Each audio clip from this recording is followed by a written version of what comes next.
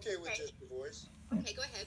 Hi, I was gonna say the same thing, Lucas. Like this time, Trip seems more mature. He, knows himself and everything like that. And so I was gonna ask you to comment again on being more in tune with your character, I would say. Well, I also want to give credit to the writers for that as well, because I think they've really done a great job of bringing him back and showing his maturity. Because he has been in school now for a few years since, because there was a big time jump. Right. So I think they did a really good job of writing him as this more mature and like more of an adult character, and less focusing on like, oh, well, I'm just kind of like the kid that doesn't belong here yet, and like I'm figuring out my way. And instead of going, no, this is my family, this is where I belong, this is my home now, and I really want to give a credit to the writers for like really writing him as the mature person that he is. Can the three of you talk about if how much you're enjoying this current storyline? It seems more umbrella for your family with Allie, with Lucas, everybody being involved in that. Can the three of you talk about working on that storyline? It was, that part was interesting to have Allie be the grand niece Mm-hmm. and Trip be the stepson. That was kind of a fine line to walk because and Kayla being a rape victim herself, so Right. there was a lot of tightrope walking on there, but and she's a great actress too. She's a lot of fun to work with too. So it was good. And then some Nicole stuff and Mm-hmm. Drake, John being upset, Roman being upset. There was just a lot of people involved in the story. So yeah, it was good. Mm-hmm. I was caught between a rock and a hard place because my thing was, once Tripp told me that he didn't do it, and I asked him, I think twice, two different times, look me in the eye, Yeah. tell me the truth. And I believed him. And I had to carry that with me through everybody's skepticism about him, Kayla, John, Roman, Mm-hmm. everybody. They all thought I was an idiot and he was a villain. And I just, there's a lot of pressure from all sides within our little triangle. Right. It was nice. It's nice it was that good Dad. to play. It was interesting to play all that. It was nice that you stayed true to him and stood up for him. And because as parents in the outside world, we know that's the truth, and that's what you do. And I say to people, my son could never do a thing like that. I can tell you right now. I know this. Right. Nobody believed me, you know him. but I didn't care. I just kept moving through it. Right. And I think that really hit home with Rip as well, because he never really had parents growing up, and so really having someone that was in his corner was really No matter big. what. Right. Yeah, really big for him, and that really solidified their relationship. I think just because it's something he was like, finally somebody is without all doubt standing with me here, and I think that was a really big moment for him. Mm-hmm. I know, like, with the COVID protocols and stuff going on, does it feel you have to adjust to that with production? Does it feel really big, like a lot of big changes, or does it feel like smooth for the three of you when you're acting together?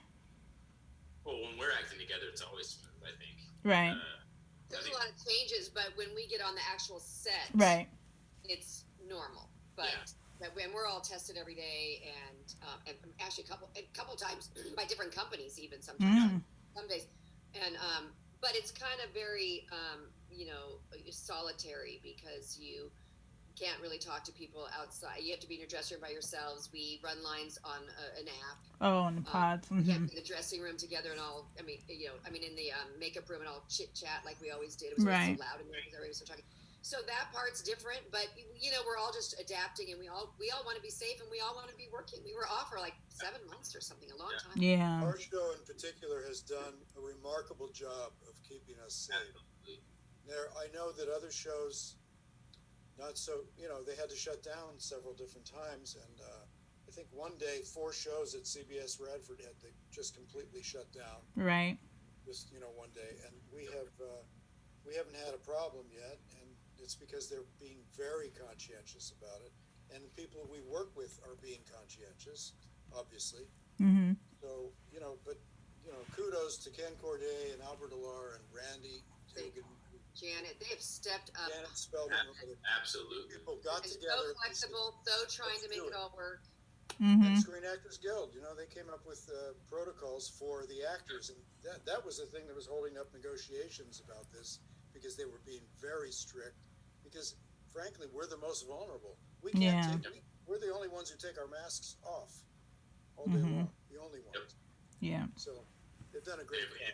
If we interact with any of the crew members, they're wearing full PPE, gloves, masks, visors, everything, like the whole 9 yards. And so they've taken a lot of like great steps for us to be safe and also feel safe while we're on set. And so that's been really nice, because you do, like Mary Beth said, it does feel almost normal when you're past that stage, like you're on the stage, you're ready to start acting. It does feel almost normal to that way, and so that's been really, really nice to get back into. Cool. And lastly, I wanted to ask you guys about this is a time of year where you meet the fans, at the Day of Days, you celebrate anniversaries and things, and I know it's a little different this year, but can you talk a little bit about maybe the virtual fan experience, the virtual fan event, if you participated in that, or what feedback you got from it? I think we all on the show love doing Day of Days, because we work in this warehouse and don't see anybody else but each other. So it's so nice to get out and see them. Now we've seen so many people year after year. They're like our pals. And so that was really a bummer that we couldn't do that this year. I cooked here, which was fun. I love doing that stuff. And Stephen and I have done a few virtual like this with fans, and I think we're going to do another one before Christmas. Maybe or around Christmas. But we just try to do what we can and connect with everybody. Mm-hmm. Yeah, really, social media is big.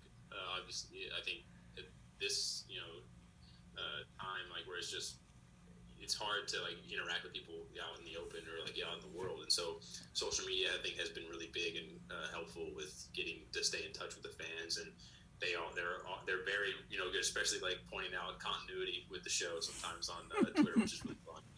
That's fun to read.